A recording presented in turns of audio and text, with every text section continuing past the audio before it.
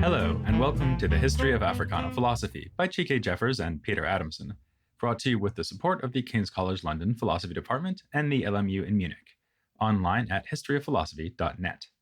Today's episode, Spear of the Nation, Nelson Mandela and the ANC. In various movies, writings, and graduation speeches over the past few decades, Nelson Mandela has been credited with these stirring words on what it means to believe in yourself. Our greatest fear is not that we are inadequate. Our greatest fear is that we are powerful beyond measure. A great quote, but sadly he never said it. The quotation actually comes from a 1992 book called A Return to Love by the American self-help guru and sometimes presidential hopeful Marianne Williamson. The attribution is nonetheless in a certain sense apt, since Mandela is of course famous for fighting on behalf of the powerless, using the sort of weapon his opponents and indeed persecutors underestimated: ideas. And from the most abject of positions as a political prisoner, he went on to do something Williamson did not. He became the president of his country. You'll hardly be surprised that we are including Mandela in this podcast series, but in addition to avoiding putting others' words into his mouth, we will also be careful to put him in the larger context of Black South African political thought in the 20th century. In particular, we will show how he fits into the tradition of thinkers who played leadership roles in the African National Congress, or ANC, the political party that has governed South Africa continuously since the election in 1994 that made Mandela the country's first Black president. But given our broader focus on the ANC, we need to go back much earlier, to the century's beginning. The first person we will meet there is, in fact, someone we've encountered before, albeit very briefly. In episode 78, we mentioned a friend that Alain Locke made while studying at Oxford, a man from South Africa, by the name of Pixley Ka Isake Seme. Prior to his time at Oxford, the distinguished Seme had studied in the United States at Columbia University. In April of 1906, Seme participated in a public speaking competition at Columbia. His winning speech has come to be recognized as an important expression of an idea that would eventually be distinctively associated with South Africa, that of an African Renaissance. Explaining the speech's title, The Regeneration of Africa, Seme defines regeneration as entrance into a new life, embracing the diverse phases of a higher complex existence. One thing that seems particularly complex about the higher existence that Seme describes is its relationship to European culture. Seme repeatedly celebrates education as part of the process of regeneration, and says of the African, having learned that knowledge is power, he is educating his children. You find them in Edinburgh and Cambridge and the great schools of Germany. These return to their country like arrows to drive darkness from the land. At moments like these, African regeneration seems to mean that Africans should master the complexities of Western modernity. At other times, though, Seme insists upon African difference, claiming that regeneration means that a new and unique civilization is soon to be added to the world. It hardly needs saying that these competing tendencies in Seme's speech anticipated tensions that would be explored by thinkers throughout the rest of the 20th century. After his time studying at Columbia and then at Oxford, Seme returned to South Africa as a lawyer. He arrived in 1910, the year of the founding of the Union of South Africa. This is the birth of South Africa as we know it, the unification of 4 British colonies, the Cape Colony, the colony of Natal, and the Transvaal and Orange River colonies. Those last 2 had not long before been independent republics, but their defeat by the British in the Second Boer War brought to an end the long-running battle for supremacy in the region between the British and the Dutch-descended Afrikaners, or Boers. The Union of South Africa was formed as a self-governing dominion within the British Empire, similar to Canada, Australia, and New Zealand. It was also, from its inception, a country in which the Black majority and other non-white groups lacked the rights, freedoms, and opportunities accorded to the white minority. In response to this, Seme called for a new form of unity among Black people. He organized a gathering of leading figures in Bloemfontein in January of 1912, and the product of this meeting was the South African National Native Congress, renamed the African National Congress about a decade later. The close link between the birth of South Africa as a distinct country and the formation of the ANC is evident from these remarks that Seme made at the founding gathering. The white people of this country have formed what is known as the Union of South Africa, a union in which we have no voice in making the laws and no part of their administration. We have called you therefore to this conference so that we can, together, devise ways and means of forming our national union for the purpose of creating national unity and defending our rights and privileges. Seme is not the only founding father of the ANC who has been recognized as a thinker of note. Elected as the Secretary General of the organization was Solomon Plaatje, a distinguished journalist who would also eventually go on to become the first Black South African to publish a novel in English. As an important African intellectual influenced by and connected with W.E.B. Du Bois, Plaatje fits naturally into the story of Africana philosophy. It has been argued that some of his newspaper writing in Setswana shows South African engagement with Du Bois's classic work, The Souls of Black Folk, in 1904, the very year after the book's publication in 1903. Du Bois's influence is certainly evident in Plaatje's 1916 book, Native Life in South Africa, which aimed to expose the injustice of the Native Lands Act of 1913, a key piece of legislation in the segregation of South Africa. The law reserved less than a tenth of the Union's land for possible purchase by Black South Africans, thus reserving most of the rest for white South Africans. As Tsitsi Elajaji has pointed out, Plaatje's book not only includes a quotation from The Souls of Black Folk in its introduction, but also reads as if Du Bois's book provided the template for both the montage-like genre and the political purpose of Plaatje's work. Plaatje would go on to meet his hero as a participant in more than one of the Pan-African Congresses organized by Du Bois, beginning with the first one in 1919. As it turns out, he was also warmly received and supported by Du Bois's rival, Garvey, while visiting Canada and the United States in 1921. Plaatje shared the stage with Garvey in both Toronto and New York. But it was neither Plaatje nor the primary organizing force behind the ANC's formation, Seme, who became its first president. It was rather John L. Dube, who had earned with some justice a reputation as South Africa's Booker T. Washington, Du Bois's older rival. Along with his wife, Nokutela Dube, John Dube had visited Tuskegee and met with Washington back in 1897. Inspired by this, in 1901, the Dubes founded the Zulu Christian Industrial School, also known as the Olange Institute, and obviously patterned after Tuskegee. In 1912, having been elected president in absentia, as he had been unable to attend the conference in person, Dube wrote a letter accepting the role and expressing his understanding of its importance. In doing so, he made clear just how much Washington meant to him philosophically. Dube wrote, "You have asked me to lead, and perchance you would ask me now how I intend to do so. I will show you my frame of mind and my ideal in 2 words. I take for my motto, festina lente, hasten slowly, and for my patron saint, I select that great and edifying man, Booker Washington." Dube proclaims here a commitment to Washington's conservatism, or as Dube also puts it, the necessity of moving cautiously, of making progress prudently. That's not all, though. Dube also justifies his choice of Washington as his guiding star by arguing that Washington's focus on education represents the shortest and best way to attain the ultimate goal of mental, moral, material, social, and political betterment.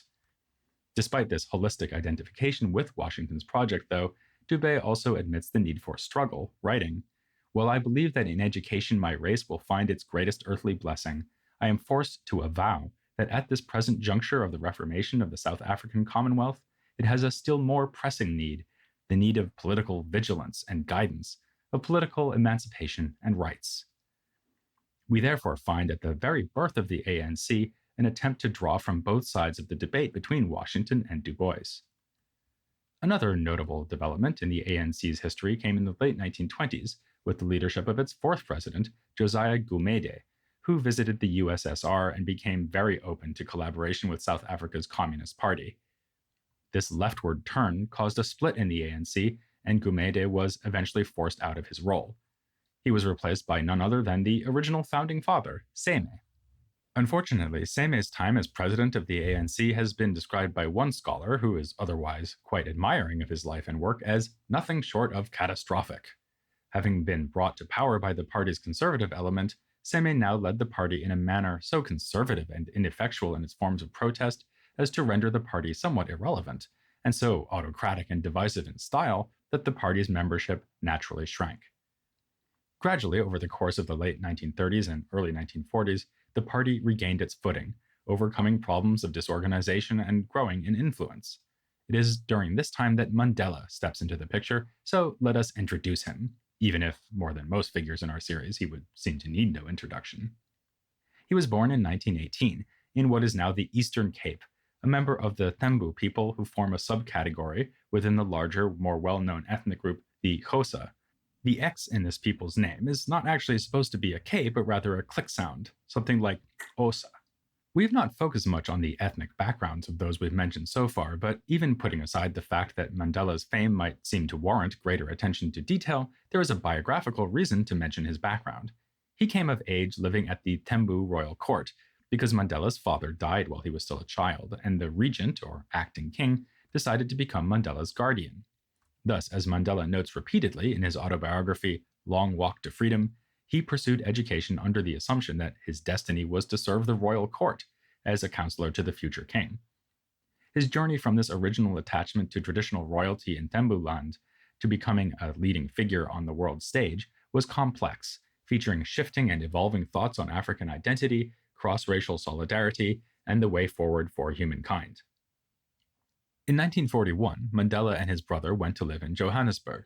They fled to that largest of South African cities to avoid having to go through with marriages the regent, their guardian, had arranged for them.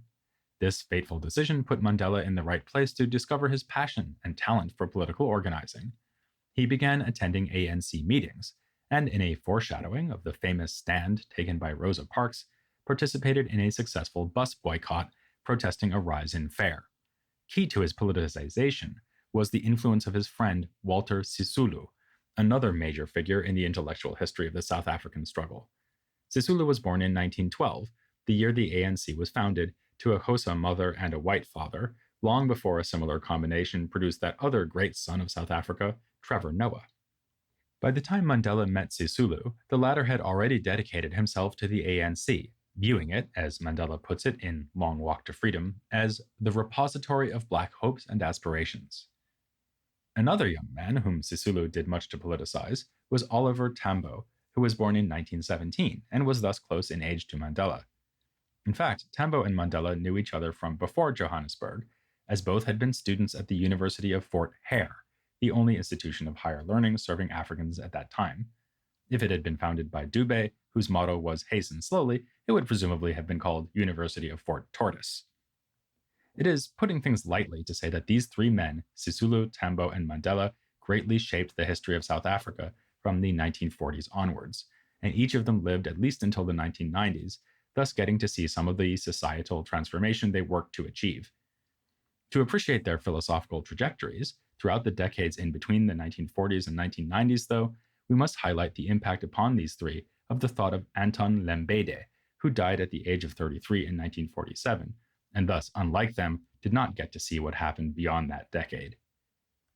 It's no stretch to refer to Lembede as a philosopher, as he was granted a master's degree in philosophy by the University of South Africa for his thesis, The Conception of God as Expounded by, or as it emerges from, the Writings of Great Philosophers, from Descartes to the present day.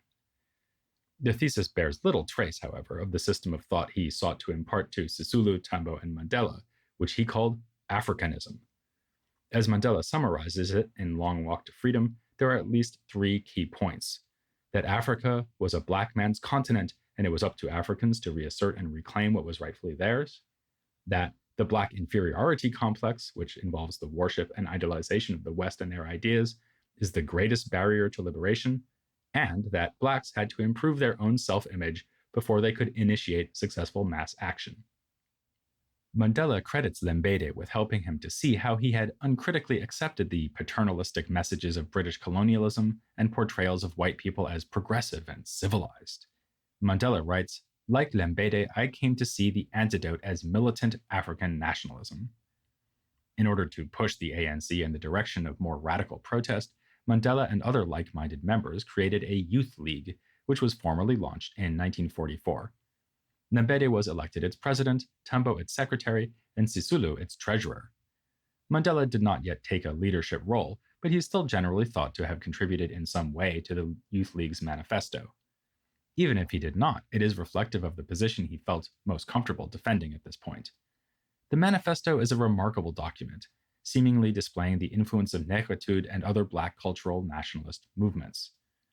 We see this in its description of racial conflict as involving different ways of knowing and understanding the universe.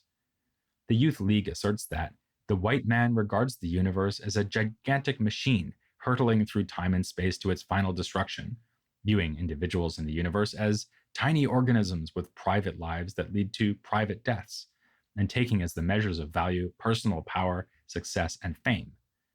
By contrast, the African regards the universe as one composite whole, an organic entity, progressively driving towards greater harmony and unity, whose individual parts exist merely as interdependent aspects of one whole, realizing their fullest life in the corporate life, where communal contentment is the absolute measure of values. What Mandela recalls about the manifesto in his autobiography is its attack on the principle of trusteeship, the idea that the white government could be viewed as operating on behalf of the best interests of all. The manifesto strongly rejects the notion that South Africa's government has any interest in placing the African on the road to civilized life. Referring especially to the hated pass laws, which controlled the movement of Black people by requiring them to carry a pass while in white areas, the manifesto boldly states that trusteeship has made every African a criminal still out of prison. There is then an interesting mix of cultural and political ideas here. As the 1940s wore on, the Africanist orientation on display in the manifesto, derived from Lembede, became increasingly controversial, not just in the ANC as a whole, but in the Youth League. After Lembede's unexpected death from an unknown cause in 1947, he was succeeded as president of the Youth League by Peter Mda, whom Mandela describes in Long Walk to Freedom as more moderate in his nationalism than Lembede. He describes Mda as follows: he hated white oppression and white domination, not white people themselves. It should be evident that this description reflects Mandela's eventual turn against what he took to be excesses of racial consciousness in Lembede's position. But he admits that at the time, Mda was pulling the League in a direction Mandela found uncomfortable. For example, Mandela at that time opposed any joint action with communists on the grounds that white influence upon the ANC must be avoided at all costs.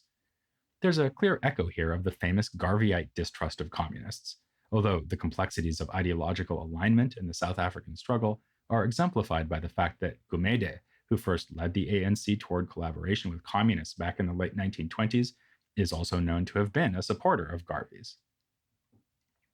Another important question was whether joint action should be pursued with non-white groups other than Black people. This question came to the fore in 1951, at which point Mandela himself had become president of the Youth League. This was a time at which the Youth League had become perhaps the most powerful part of the ANC, after masterminding the removal of the president who guided the organization through the 1940s, Alfred Zuma, whose steady hand was nevertheless too conservative for the Youth League. In the wake of his removal, the ANC began to engage in more radical forms of direct action: boycotts, strikes, civil disobedience, non-cooperation, and so on. In 1951, Mandela found himself disagreeing with his friend and mentor Sisulu about whether Black South Africans should be working together with Indian and colored South Africans, that is, those South Africans with roots in India, or in the kinds of historical mixing that produced the distinctive colored South African experience. Sisulu argued that the Indians, coloreds, and Africans were inextricably bound together, while Mandela maintained that their struggles were and should remain separate. It was put to a vote, however, at a meeting of the ANC's National Executive Committee, and Mandela gracefully accepted the results, which went against his preferred policy of separate action. This moment of acceptance foretold a complete change in Mandela's perspective on racial difference. One key to this change was the weakening of Mandela's anti-communism, thanks in part to all-night debates he was having with Moses Kotane, who managed to secure leadership roles in both the ANC and the Communist Party. Discussions with Kotane and others inspired Mandela to attempt serious study of the classics of Marxism. The first thing that attracted him will, perhaps ironically, remind us of that famous non-Marxist African socialist, Julius Nyerere. I found myself strongly drawn to the idea of a classless society, which to my mind was similar to traditional African culture, where life was shared and communal. This aspect of his attraction to Marxism reflects the centrality of his commitment to African identity, but he also depicts his reading of Marxist philosophical works as reshaping his view of race. He writes, Dialectical materialism seemed to offer both a searchlight illuminating the dark night of racial oppression and a tool that could be used to end it.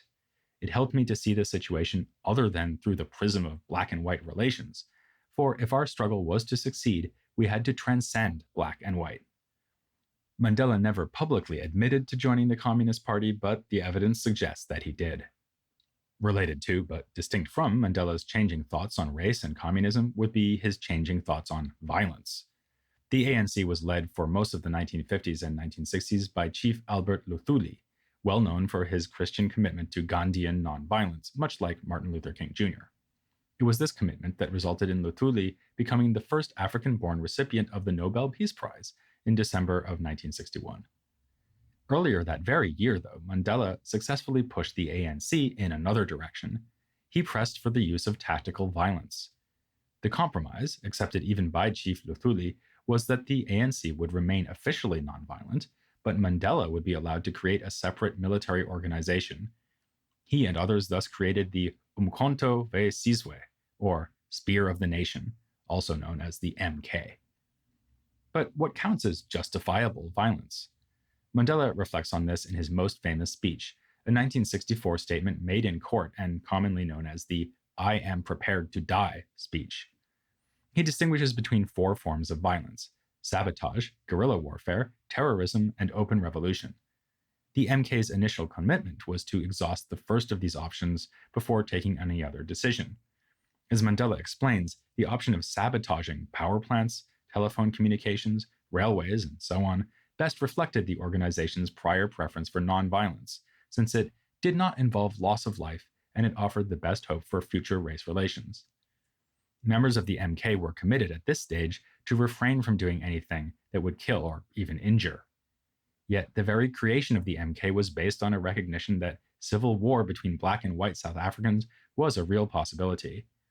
As Mandela puts it, we did not want to be committed to civil war, but we wanted to be ready if it became inevitable. Mandela's account of the history of the MK furthermore includes their move towards preparing for the eventuality of guerrilla warfare. At all times, however, Mandela distances himself and the MK from terrorism, by which he presumably means direct violent attacks on civilians. He treats terrorism on the part of Africans as an outcome that can be expected if oppression continues and other less severe and more carefully planned forms of violence are not put in its place. In his view, the use of terrorism would lead to an intensity of bitterness and hostility between the various races of this country, which is not produced even by war. Mandela arguably had a habit of expressing his most important and interesting ideas while in court, as is fitting for a lawyer. That is what Mandela had worked hard in Johannesburg to become, and along with Tambo, he had managed to open the only African-run law firm in the country. In 1962, on trial for charges of inciting workers to strike and leaving the country without valid travel documents, he chose to represent himself, and to make a rather dramatic statement by means of an unusual application. Mandela applied for the judge to recuse himself, that is, to refrain from hearing the case, on the grounds that to do so would be to compromise the trial's fairness.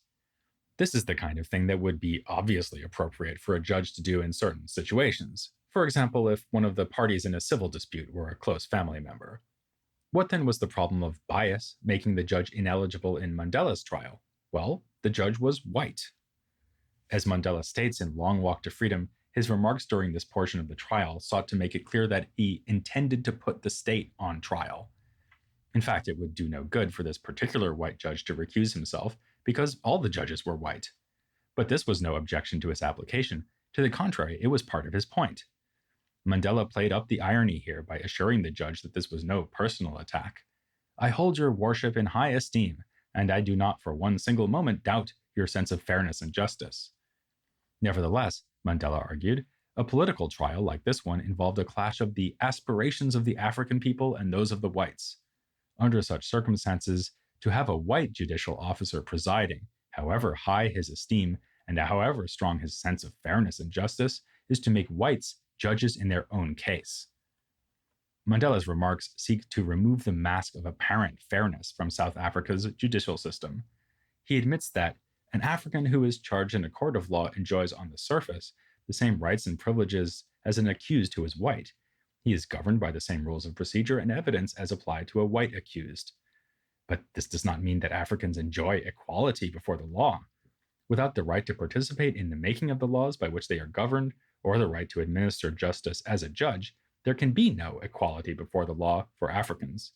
Or, as Mandela pithily puts it, the white man makes all the laws, he drags us before his courts and accuses us, and he sits in judgment over us.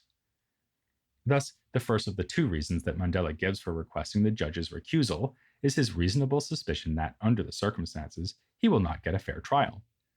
Here is the second reason, in his own words: I consider myself neither legally nor morally bound to obey laws made by a parliament in which I have no representation. Mandela here connects the force of law, its claim on us, with the extent to which we are acknowledged as among those people whose collective will serves as the foundation of governmental authority. Expanding on the moral aspect of the claim, Mandela boldly states, Africans and whites in this country have no common standard of fairness, morality, and ethics. He points to the track record of white treatment of Africans as evidence for this claim. The implication could not be more stark. The apartness of South African society is so complete as to put black and white people into different moral worlds. So, we don't need that Marianne Williamson quote to establish Mandela's track record as a fascinating thinker. As for his track record as an international icon, this grew exponentially after the 1964 Rivonia trial, which ended with a conviction for sabotage and resulted in his imprisonment for 27 years. During this time, he served the world as an important symbol of the global struggle for human freedom and equality. We should be careful not to forget, though, about his friend Sisulu, who was also convicted at the same trial and served roughly the same sentence. Nor should we overlook Tambo, who took over the presidency of the ANC after the death of Chief Luthuli in 1967 and held the job, mostly in exile in Zambia and England, until Mandela himself was able to step into it in 1991. But while remembering all these men, we should also acknowledge the important contributions of women leaders associated with the ANC. Early on, mere association of some sort was all that was possible, as full membership was limited to men. Even so, in 1918, Charlotte Maxeke organized the Bantu Women's League as an associated organization, and after women were granted membership in 1943, the first leader of the ANC's Women's League was Maidie Hall Zuma, the African-American wife of Alfred Zuma. And speaking of wives, we would not want to overlook the contribution of women like Albertina Sisulu, Adelaide Tambo, and, of course, Winnie Mandela. As we saw with the Black Power and Black Panther movements in America, political movements aiming at racial liberation during this era sometimes failed to bring women into the fold, but the women did not wait for an invitation. Speaking of America, you'll by now be used to the way we're moving back and forth across the Atlantic in this series of episodes on the 20th century, so you'll hardly be surprised to learn that we are going back to America next time, but you might be surprised that our destination is South America. We'll be returning for the first time since episode 60 to Brazil. There we will meet another activist who, like Mandela, rose to political office. Abdias do Nascimento was not only a politician, but also a playwright, a Pan-Africanist, a professor, and no doubt some other things that begin with P. For instance, a philosopher presented in a podcast, or at least he will be once we've released the next episode of The History of Africana Philosophy.